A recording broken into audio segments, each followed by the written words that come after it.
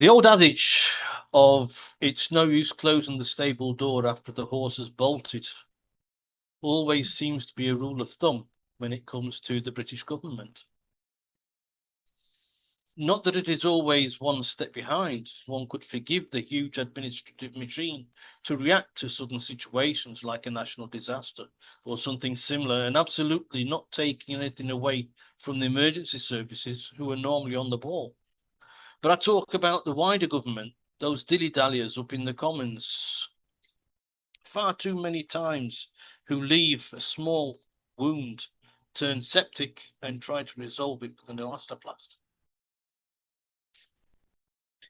The latest to come out of the Commons is the suggestion they might be changing the law to sentence ne'er-do-wells to 14 years in an already bloated prison for carrying out crimes, mainly of anti-Semitism, on behalf of radical Islamic entities, who are hidden behind a smokescreen of being some charity or other, who themselves act on behalf of a radical Islamic state.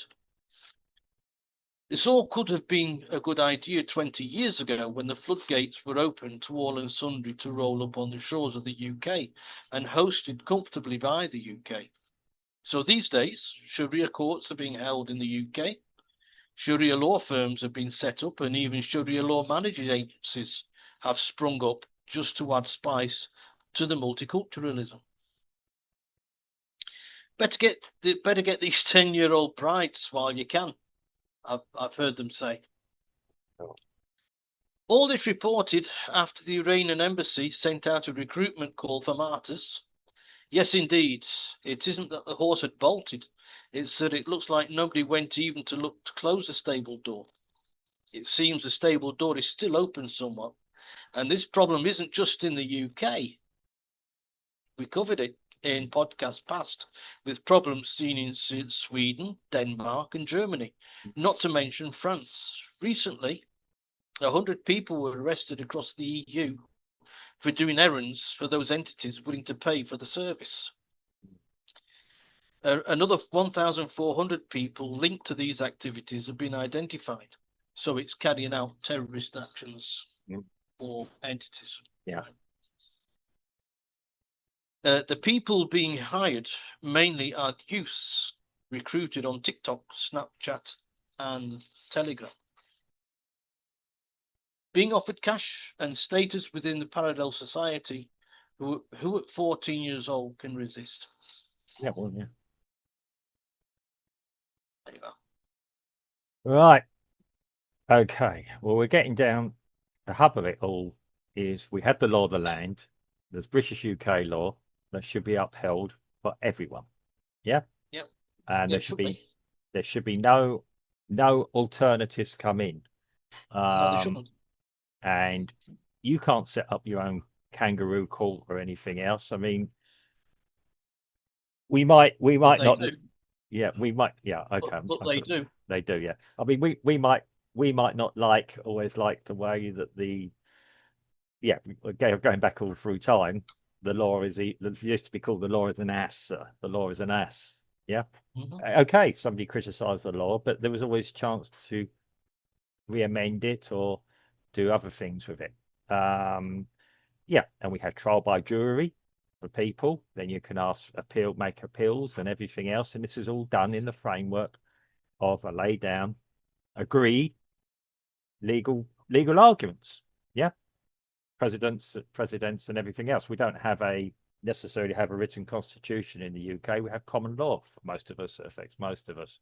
Okay, and we're not all lawyers, and I try and watch some videos trying to explain it, but yeah, even they will get lost. You can have two lawyers in a room who will argue the same case from a different angle. I'm pleased that exists. Yes, if you move to the UK, like we've moved to Brazil, we adhere to the laws of the land. And now,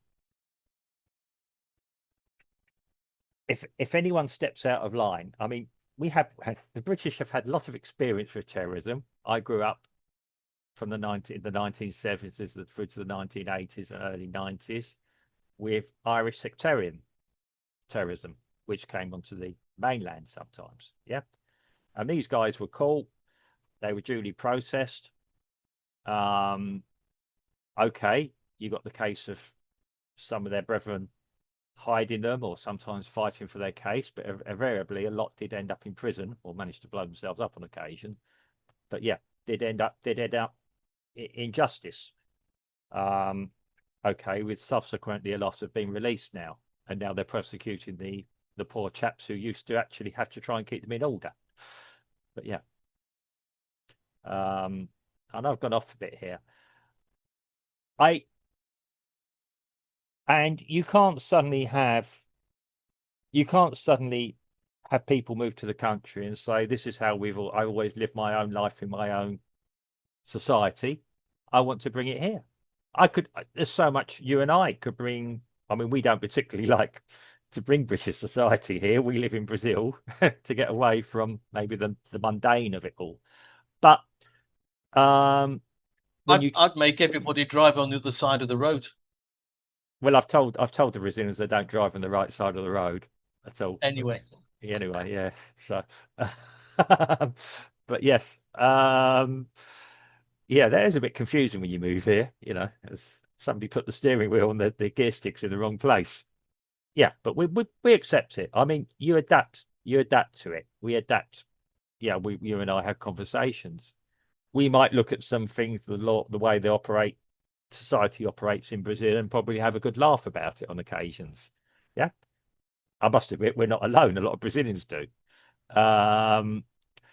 They had this idea that the UK, we're speaking a little bit. Brazilians have this idea that the UK is an ordered, lawful society.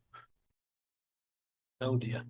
Yeah, 40 years ago or 30 years ago, even, I may have actually agreed with them. Pretty much so. And this was in the height of when we had other terrorist activities. Yeah. Now, I would argue that entire parts of the UK, it's probably difficult. I'll tell you what, I saw a video, and it was of a policewoman policing, I think, in Bethnal Green or around that in London, down not Bethnal Green, yeah, East London. And you got a gang of youngish, non-Caucasian men, okay? And they said to this policewoman about this guy who was quoting from the Bible, this is our area. He can't do that. And she said, yes, he can. There's no law that says he can't. And there's no such thing as anyone's area in the UK. Yeah. From what I can tell, he was quoting from a book you can go into any bookshop and buy, the Bible. Yeah. Like you can go in and buy the Quran, or you can go in and buy different version of the Bible, the proper Catholic Bible, the St. James version. Yeah. You can make your choice. And yeah, you can stand on the street corner and read it. Maybe there are things in it that are open for debate, but that's what it is. It's a debate. If you go around, if you tell somebody to destroy someone, which is wrong, which I hear sometimes English translations from the Quran and people reading that on street corners, saying that, and nothing happens to them. Yet somebody reads the Bible and gets into trouble or gets bullied, for want of a better term. Yeah. Surely that is illegal. Yeah. You're taking away that guy's rights and you are threatening or do physical harm to someone, or harm or physically attack someone. Yeah. What I'm trying to get at here is the speed or lack of the government to try and control a situation that has already got out of hand. Well, this is the point I'm making. It's gone. It's up to individuals on the ground. It's like you said, the first line responders, like this policewoman. I've not heard about what's happened to her since, whether she's still on the force or she's had to go for some retraining.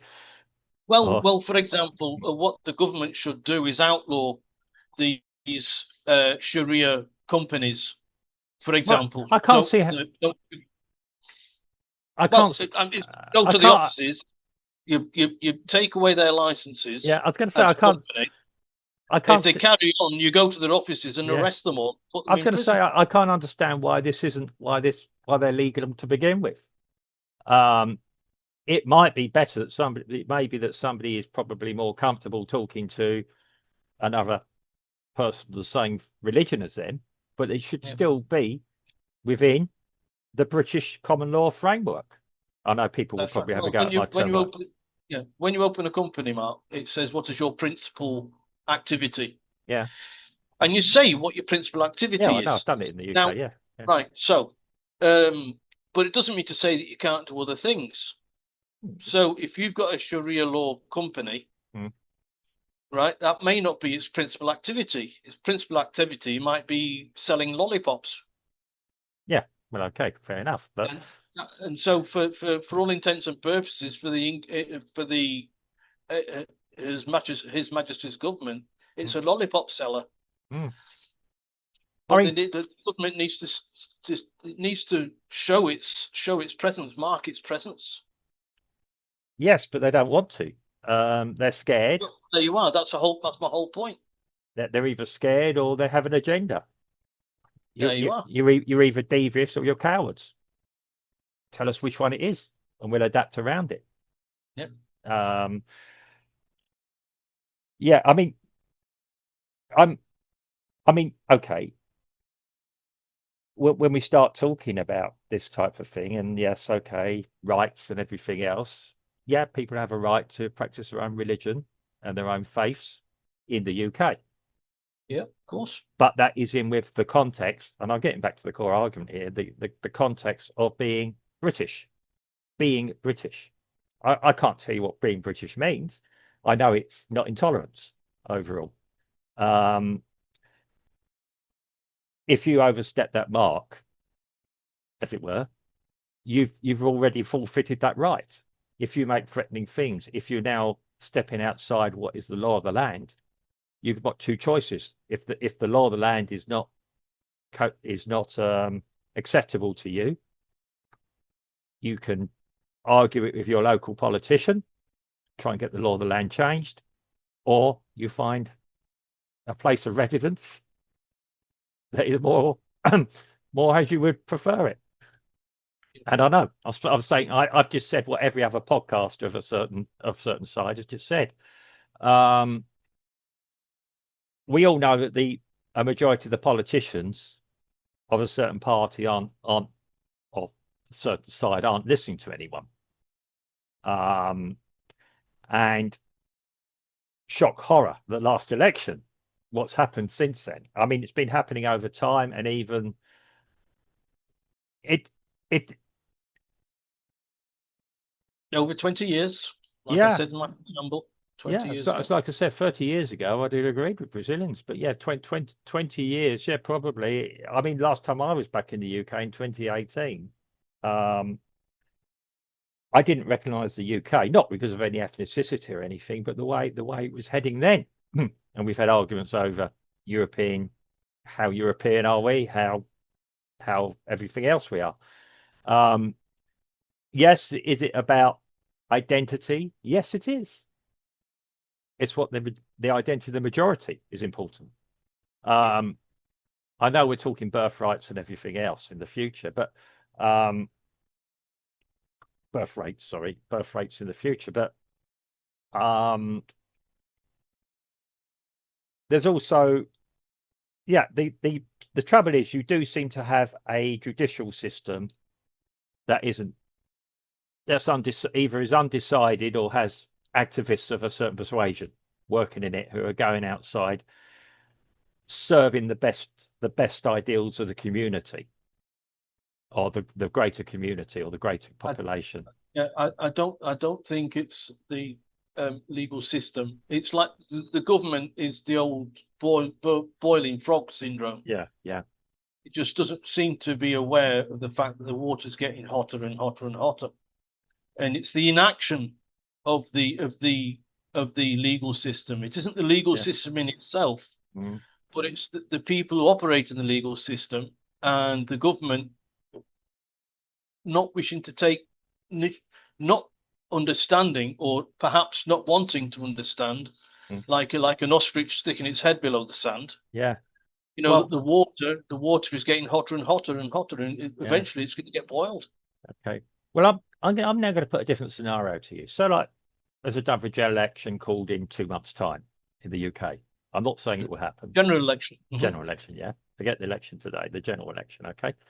And a certain more pro one-way party gets in that wants to begin to control the topics you've just discussed. Yeah. Get a grip of it. Well, okay. They can say at the top, the rot has set in. Okay, the top should be guiding. The rot has set in tiers below it. Until you have a good draining session, trying to figure out what's been going on there. Yeah. And I'm not saying there's not good people there. There's a lot of good people there. Yeah. Who, yeah. I mean, I can understand people say they're cowards. These people still got to feed their families and everything else. Yeah. Yeah. And, but they're going to have to, that is where the real battle will be. To actually separating the wheat from the chaff. Yes. Yeah. That's going to be the real battle for probably the first 3-6 months of any new administration in the UK that wants to change the way the trajectory the country is going in. Yeah. And yes, okay, you've got two brands of this particular side. You've got one who's probably trying to walk the middle ground and seems still a little bit pro-establishment, yeah. And then you've got another faction of it that's a little bit, the guys a little bit wilder, saying things that probably sound good, without any real plan of how to achieve it. Well, I'd take Donald Trump's words. Very wise words he used once. Yeah. He said, "What have you got to lose?" Well, yeah. I mean, you now got a centralist party who is trying to put it back to where it was 40 years ago. They've got the leader trying to do it, and it's not working. Or it's seemingly I think the person's genuine, as genuine as could be. Well, how are you going to achieve this? I mean, I do. Okay, I am sometimes sympathetic towards politicians. They sit there, they try and do a job, they try and best serve the people who elect them. Look, okay, I'm trying to be. I didn't say anything. No, I try to be. Yes, I read body language as well. Yeah, I know. We're having a bit of a jest here, people. But yeah, I'd like to think that the politicians there, and that they're probably frustrated as well that maybe the entity they belong to isn't quite going in the direction that they see is important, and they know it's not important to their voters, their constituents, a majority of their constituents. That's how democracy works. You acknowledge the minority, but you still got to go with the majority. And I do believe we've lost sight of that in the UK. Just ask any politician who's siding with the trans movement, which is sort of less than 1% of the British population, but seems to be dominating the justice system and rules and regulations in public offices. Look, none of us. It just doesn't pan out. I mean, right-minded people do not like to see minorities attacked. They like to see minorities operate in the law, lawful people, whoever. Right. People can live their own life the way they choose. Sometimes some people prefer it not to have a spotlight, to enjoy their lives as it is and lead a life within the bigger society. Sometimes, Mark, I think that these little problems, which the trans movement and things, we're drifting off a little bit about the Sharia bit. Well, I think it's all connected to it in some ways. Yes, yeah. I think that's been taken up a lot of time. Yeah. Because politicians they need something to cloud to make their position more nebulous. Smoke and mirrors.